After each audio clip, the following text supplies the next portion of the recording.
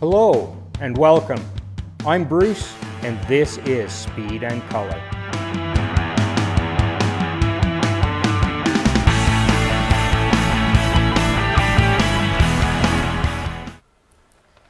Well, if you've seen Mac and I, and if you watched our first episode introducing the podcast, you're probably wondering, what the hell do these two guys have in common?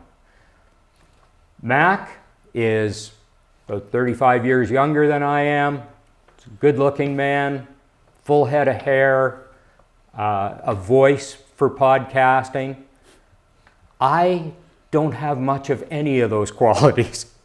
So you're probably thinking, wow, how did these guys get connected?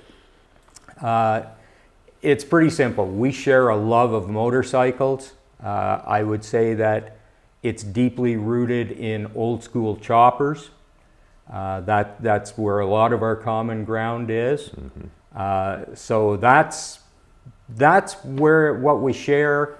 It's our passion, and we decided that together we could share our passion and the passion of our guests with you and provide you with information, entertainment, and maybe even some inspiration. So, without further ado, I am going to get into interviewing my co-host, Mr. Mac Manning. When I met Mac, I met him at the Harley-Davidson dealership, and as soon as I met him, I thought, you know, there's something different about this guy. He was sharp, he was helpful without being pushy, knows his stuff, and just had a real way with customers and a real sense of customer service as I saw it. And that made him stand out to me. Going into this podcast, one thing I thought is nobody wants to see me on screen for half an hour, 45 minutes, whatever. I need a co-host. I need somebody to assist me, to offer a different perspective. And also, as we move into interviewing guests, I wanted somebody who contrasted me and could help with guests at a level that maybe I don't connect with them. So between the two of us, I think we're gonna make a real good team here. And I asked Mac if he would like to be my co-pilot, and he said, "Yup, don't know what we're doing, but I'm in." And together we're gonna try and do this thing. So Mac, welcome. Thank you. Appreciate you being here every time, not just this time. Me too. So let's get started from the beginning. Mac, where were you born? Where were you raised? Where do you come from? Well, Bruce, I was born and raised here in Calgary, Alberta. I was the biggest baby in the Rocky View Hospital the year I was born. So that's something special. My poor mother. Yeah, I was born and raised here. I love Calgary. You know, every city, every place has its ups and downs. Calgary's is its frigid winters, but you know, the winters lead to one thing, and that one thing is everybody gets excited about summer. So true. I've lived in a couple other places in my lifetime so far, and I've always kind of found my way back to Calgary. They just got good people. It's very diverse. It's a great city to live in. Awesome. Great. Motorcycles. When did you learn that you had a passion, that you liked motorcycles? How did that evolve? Well, it started off probably when I was younger, seeing bikes on the road, doing road trips with the family and everything. Always wanted to kind of be a part of that in some way, shape, or form. But as I got older, it more or less came into a desire to go against the grain. So my family, my mother especially, she always said no motorcycles, no, nothing till the day I die. So, you know, for a 16, 17-year-old boy, that's pretty much going to force you to go in the exact opposite direction. So one day my parents, or one time my parents went on vacation and they came home and opened the garage to my nice red R6 that I had in the garage. So they were not very happy with me, to say the least, at that time. So, you know, that's pretty much how it all started. I got into it with a sport bike, and I feel like lots of people do, actually. But shortly after, like probably within a season, maybe just over a season, after having a couple of close calls due to lack of experience and overconfidence and just honestly way too much power, I got rid of it and immediately got into something a lot older and a lot cheaper, which was a Suzuki GS 650, and I bought it for $600. And you know, I'm mechanically inclined, but that's about the extent of my experience with cars, motorcycles, anything combustion engine. So I took it apart, watched YouTube, figured out things on my own via trial and error, and eventually, after taking it to a shop to do some structural things like welding and a couple of wiring things that I couldn't figure out, I had this pretty cool little ice racing bobber hardtail of a bike. And in all honesty, that's how this started for me in terms of having the passion for these custom bikes. Because everywhere I went, people are like, "What is that?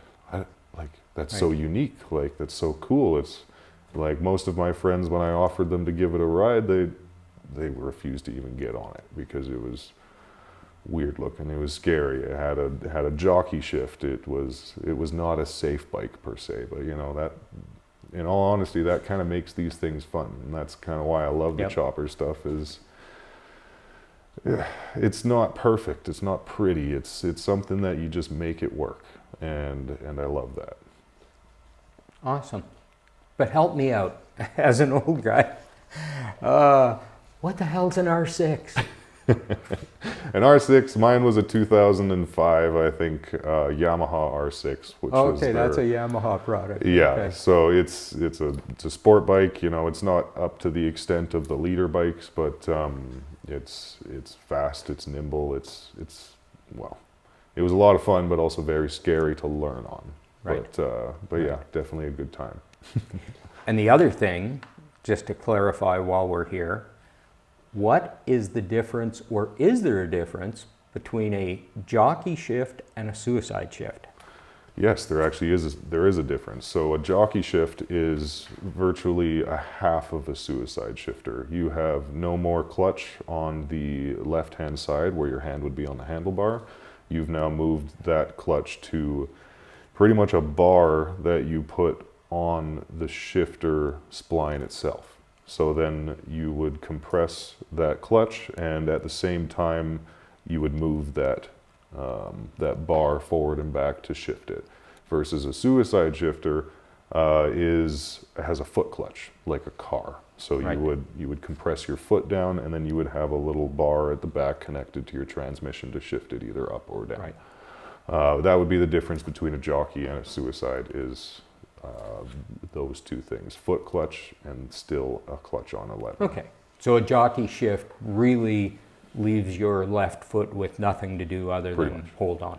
Yeah, I don't necessarily recommend it. I recommend a suicide shifter over the jockey shifter, and I know that sounds counterproductive, but I've been in a couple of sketchy situations where I got an emergency situation and I had to have a quick reaction time, and with a clutch lever on your shifter, you needed to come to a quick stop. You had one hand on your handlebar and trying to, you know, balance it all while you're coming to a stop. Versus a suicide shifter, slam that clutch in with your foot, have both hands on the steering and your foot on the brake, and that's it. So see, and here's another difference between Mac and I that we may be finding out is practicality. I like a foot shifter just because I think it's cool, and I really hadn't considered all the safety aspects of it. But I think a foot clutch is cool. So perhaps, I doubt it, but perhaps Mac is more practical than I am. But we'll see as we go if that's the case. Yeah, we'll see about that. Oh, excuse me. So currently you're working at Calgary Harley-Davidson. Correct. And you are a chrome consultant. Yes. Tell us more about a chrome consultant.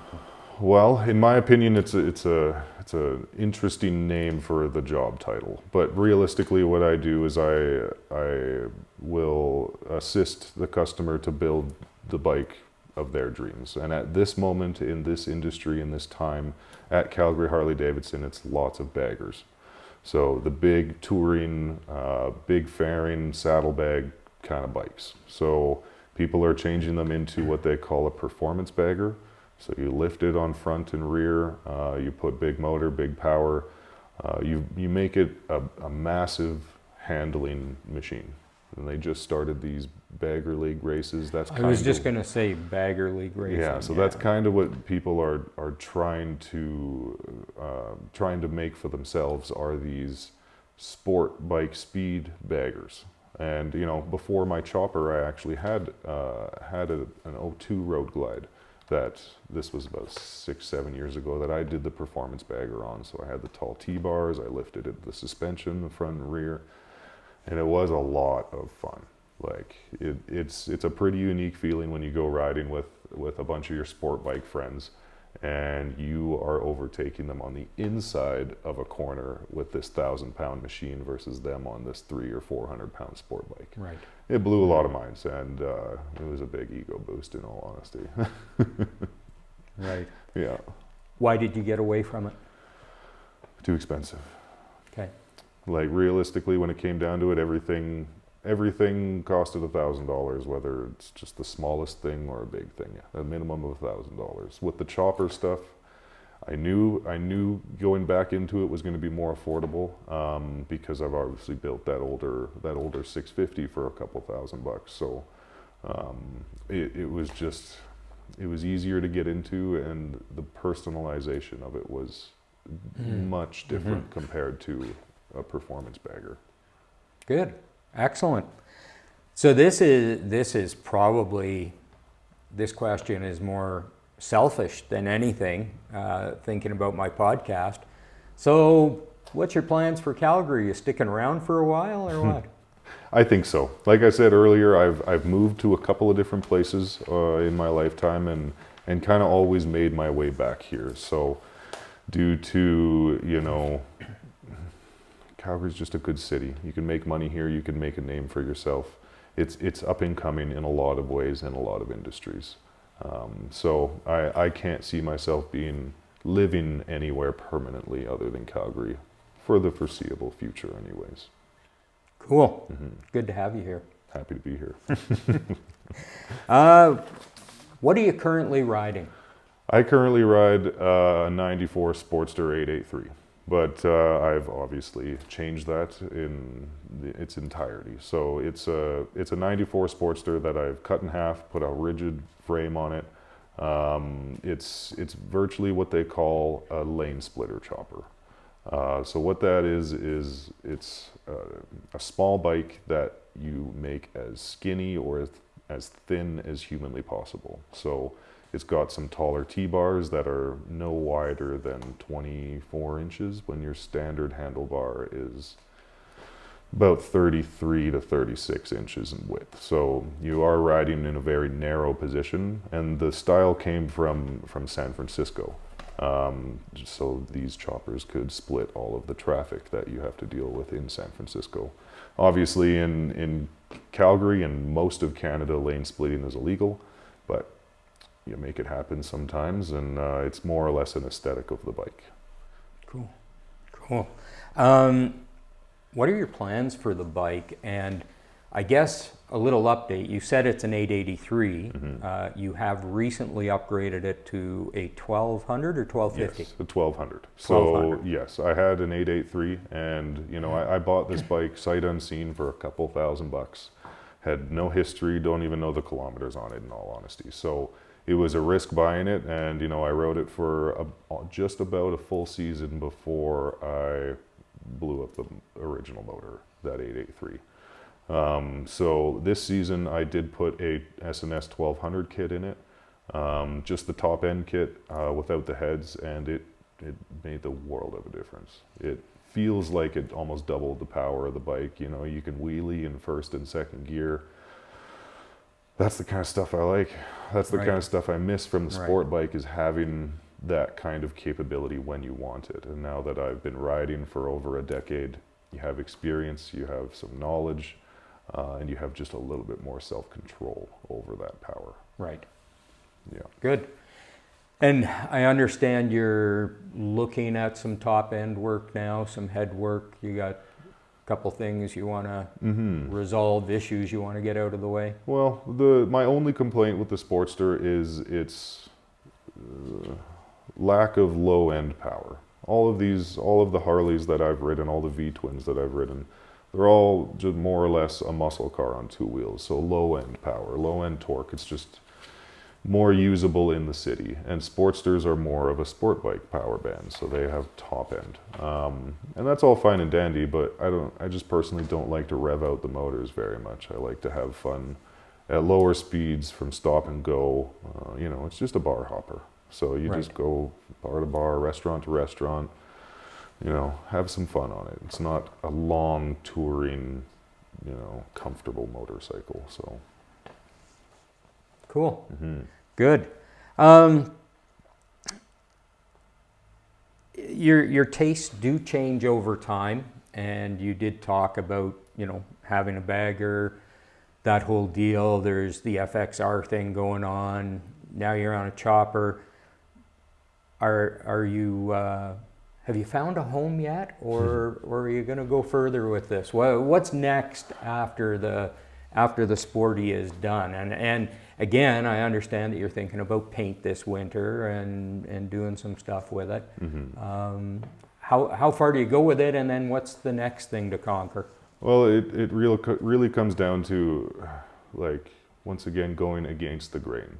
When I did my performance bagger, it was, you know, 6-7 years ago. This is before the bagger racing leagues. This is really before anybody was really doing it. So in some way, shape, or form, I felt unique on that motorcycle because just it was around, but just not as popular as it is today.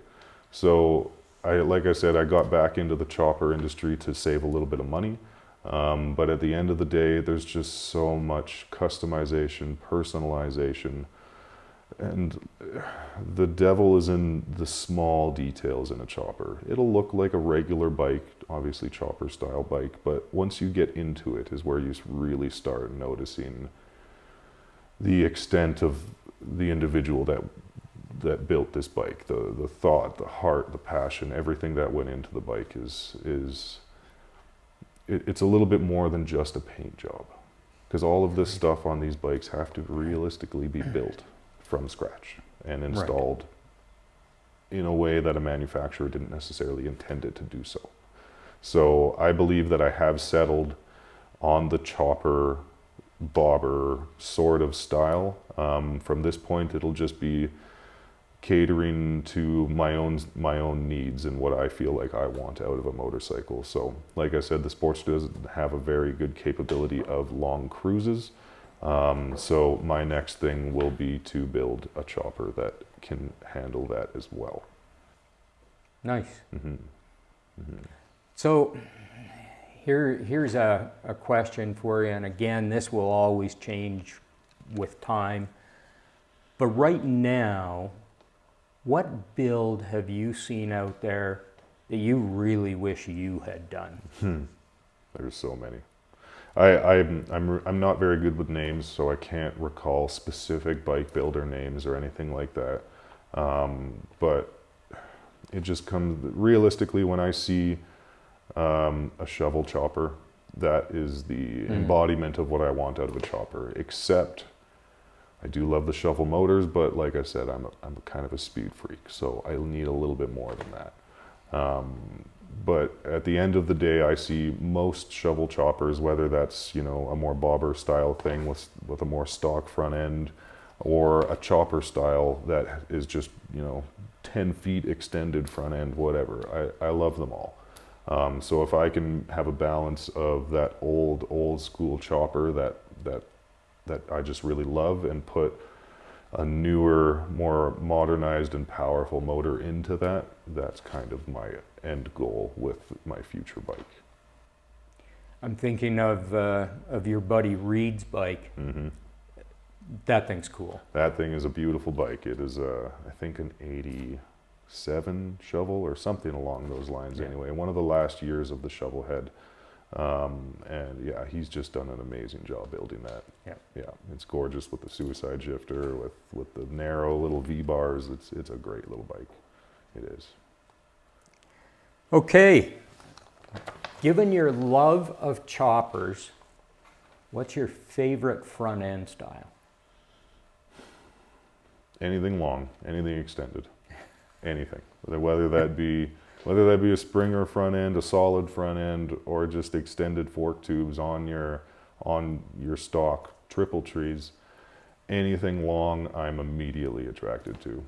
Like And yours is extended fork tubes. mine is extended 8 inches, so Okay. it is raked back quite a bit, and that's just the way I like it. So in the future, the dream bike probably will have a Springer front end that's extended anywhere from 12 to 20 inches. Nice. That would be the goal. Yeah. How long does that make the bike overall? And I understand rake is going to change that and everything, but typically with a front end that long, what does it give you for an overall length? I don't even think I'd be able to give you an honest answer. Like We'll have to do some research on that one. Yeah, we will, because like extending the front end of mine 8 inches feels like it extended the length of that bike a lot more than 8 inches. So that would be something we'd have to look into and see exactly what happens. Because yes, I just extended the fork tube, so technically no rake or trail has been changed at all. It's just the extension of the fork tubes themselves. Right. Mm-hmm. Okay. Mm-hmm. We were talking the other day, and not that it matters. This is about you. I am a drag racer. I have a love for pro stock bikes. We were talking, and the salt flats came up, and I noticed a glimmer in your eye, kind of, you know, your facial expression perked up. Racing wise, anything of interest to Mac? 100%. There's a very large part of me that's always believed that I should be racing something, whether that be cars, motorcycles. It doesn't really matter. I do feel like there's a deep drive to race something. So whether that be a drag race with a motorcycle or laps around a track on a motorcycle or car, one day I will make that happen. 100%. Cool. Absolutely. We might do that together. You never know. That sounds like a great episode. Sorry, I'm just looking at my notes here so that I stay on track. Yeah, that's great. That gives us a lot of background on you and your ability. You're obviously very knowledgeable about the custom bike scene. You did hit on something that we can mention here. Part of what we will be looking at doing with the podcast is exploring all the different genres of custom bike, if we can call it that. Mm-hmm. There's so much going on with cafe racers, bobbers, choppers, baggers. It's just so much. And we do plan on getting into all those different styles at some point. And explore that and talk to some of the people who are involved in these different styles of custom bikes. Mm-hmm. But you have a good, well-rounded background, so I think that's going to help. That's going to be good. Absolutely. We wanted to try something with our guests, and Mac's going to be our guinea pig here. We're going to take a shot at him first. We thought it'd be fun in these interviews to have something that we're looking for a better name for, but right now we'll call it the lightning round. Just some quick questions, straight, simple answers, yes, no, one word kind of thing. We thought this might be fun. So let's give it a try and see what happens. And again, forgive me, I'm going to refer to my notes because I certainly don't have all of this memorized yet. But let's try the lightning round, Mac. Let's give it a go. Favorite thing to eat? Pizza. Pizza, there you go. Favorite beverage? Alcoholic or non-alcoholic? Favorite beverage? Milkshake. There you go. Good one. Good one. Pineapple on pizza, yes or no? Absolutely not.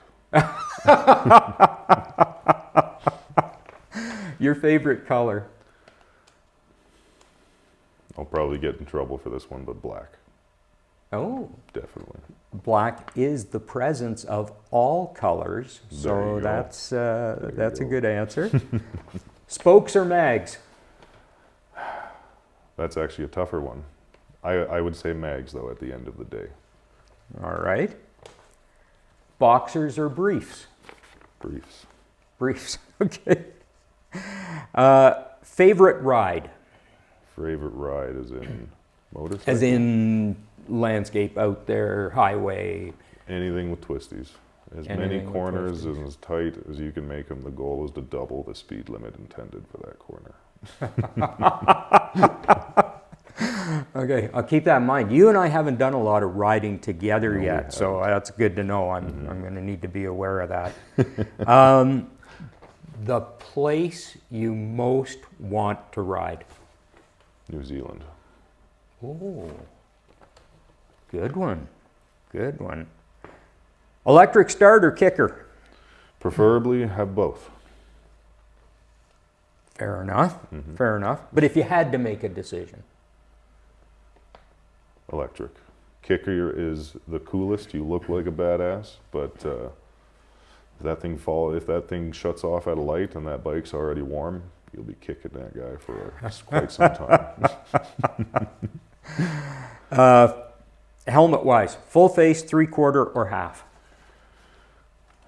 At least 3/4. I'm not a big fan of half helmets. That's fair. Leather, denim, or textile? Leather all the way, Leather all the way. always. Preferred oil brand? In my opinion, as long as there's oil in your bike, I'm good. So at the moment, Harley Davidson.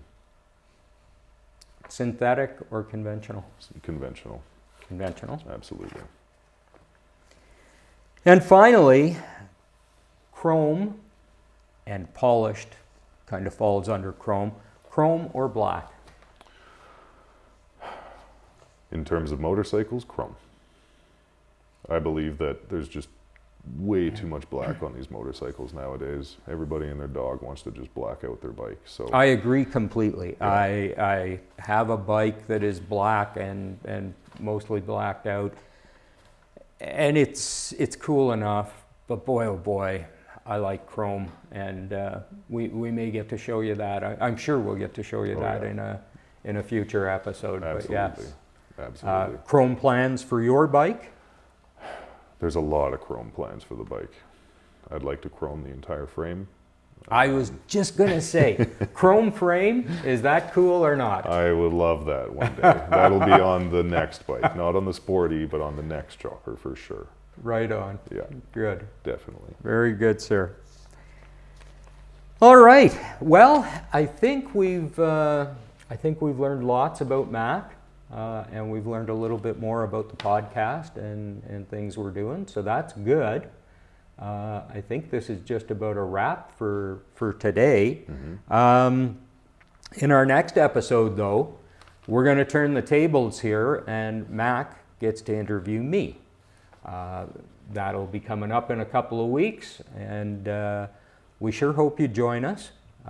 We are having fun doing this. We want to do this a lot more, and as long as we have people out there who want to listen or watch, I think we'll keep going. I think so. That sounds like a good plan.